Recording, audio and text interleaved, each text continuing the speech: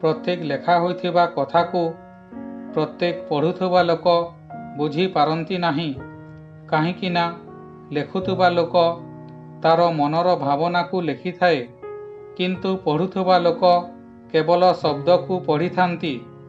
सेथिपाई एही भिडियो रे थिबा प्रत्येक वाक्य को बहुत ध्यानर सह पढ़ंतु और शुणंतु, तेबे जाई एहार सठिक अर्थ आपण बुझी पारिबे।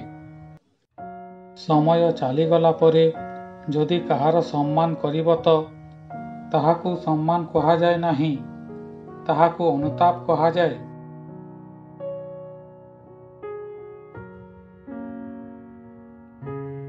बही बिना जो शिक्षा आमे पाई थाऊं ताहाकू अभिज्ञता और जीवन कहा जाए।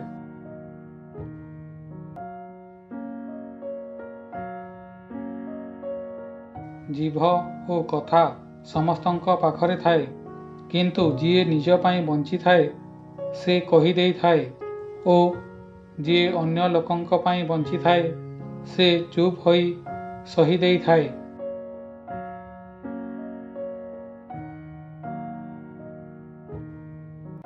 जणे पचारिले सबु किछि जानी किपरि चुप होई जाओ, मु कहिली निज स्वार्थ पाई लोक केते तलको खसुचंती ताहा देखिबा पाई।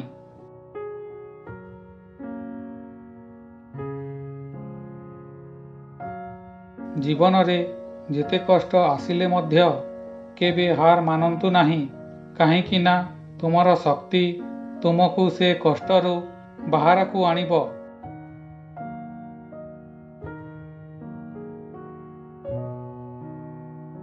लोक कहंती जीवन रे केबे हेले आपण एका खुशी रही पारिबे नाही, किंतु मते लागे कि जीवन रे एका रहिबा ही जीवन बंचिबार ठीक रास्ता होई थाए।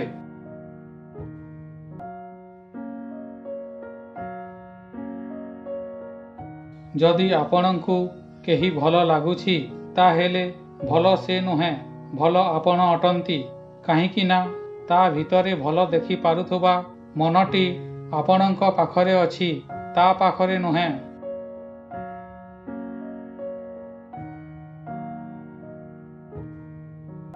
जीवन शिखाई देइछि एका बंचिबा, तथापि मन केजाणी काहींकि प्रतिथर लोकंक कथारे आसी जाई थाए।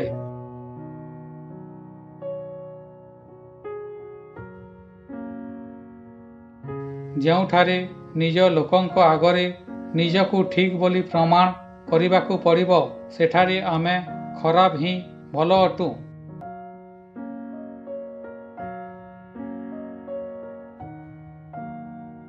ଯେଉଁ ଲୋକମାନେ ଆମକୁ ଆମର ଦୁଃଖ ସମୟରେ ସାହାଯ୍ୟ କରିଛନ୍ତି, ସେହି ଲୋକମାନଙ୍କୁ ଆମେ ଜୀବନରେ କେବେ ଏକା ଛାଡ଼ିବା ଉଚିତ ନୁହେଁ।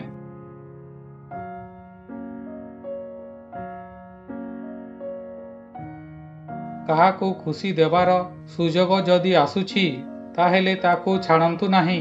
ସେମାନେ ମହାନ ହୋଇଥାନ୍ତି ଯେଉଁମାନେ ଅନ୍ୟ ଲୋକଙ୍କ ମୁହଁରେ ଖୁସି ଆଣି ପାରିଥାନ୍ତି।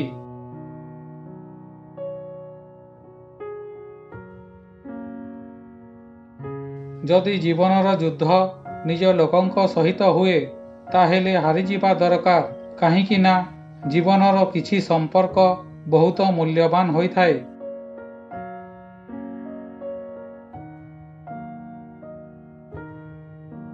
सम्मान कर ସେହି ଲୋକଙ୍କୁ ଯେଉଁମାନେ ବିନା ସ୍ୱାର୍ଥରେ ତୁମକୁ ଭଲ ପାଇଥାନ୍ତି, କାହିଁକି ନା ଦୁନିଆରେ ଭଲ ପାଉଥିବା ଲୋକ କମ୍ ଓ ଦୁଃଖ ଦେଉଥିବା ଲୋକ ଅଧିକ ଅଛନ୍ତି।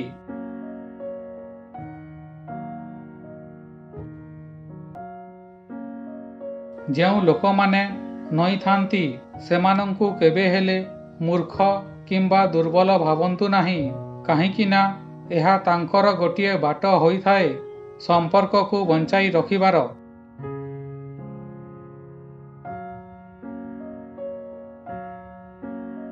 ଲୋକମାନେ କେବଳ ଦୁଇଟି ପରିସ୍ଥିତିରେ ଶାନ୍ତ ହୋଇଥାନ୍ତି।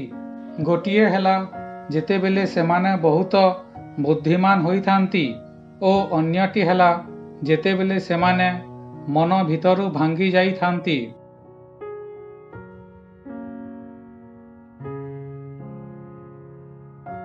ଆପଣ ନିଜକୁ ପରିବର୍ତ୍ତନ କରନ୍ତୁ, ଦେଖିବେ ଆପଣଙ୍କ ଭବିଷ୍ୟତ ତା ଆପେ ଆପେ ବଦଳିଯିବ।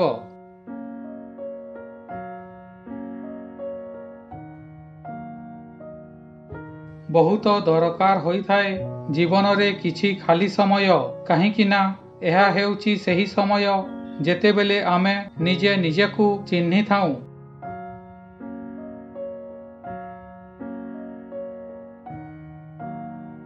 ମିଛର ବେଗ ଯେତେ ଅଧିକ ହେଲେ ମଧ୍ୟ ଓ ସତର ବେଗ ଯେତେ କମ୍ ହେଉନା କାହିଁକି, ଲକ୍ଷ୍ୟସ୍ଥଳରେ ସତ ହିଁ ପହଞ୍ଚିଥାଏ। ଆଜିର ଭିଡ଼ିଓଟି କିପରି ଲାଗିଲା କମେଣ୍ଟ କରନ୍ତୁ। ଭଲ ଲାଗିଥିଲେ ଲାଇକ୍ ସେୟାର କରନ୍ତୁ। ପ୍ରଥମ ଥର ଦେଖୁଥିଲେ ସବସ୍କ୍ରାଇବ୍ କରି ବେଲ୍ ଘଣ୍ଟିକୁ ଅଲ୍ କରନ୍ତୁ। ପୁଣି ଦେଖା ହେବ ଆଉ ଏକ ଭିଡ଼ିଓ ସହିତ। ଧନ୍ୟବାଦ।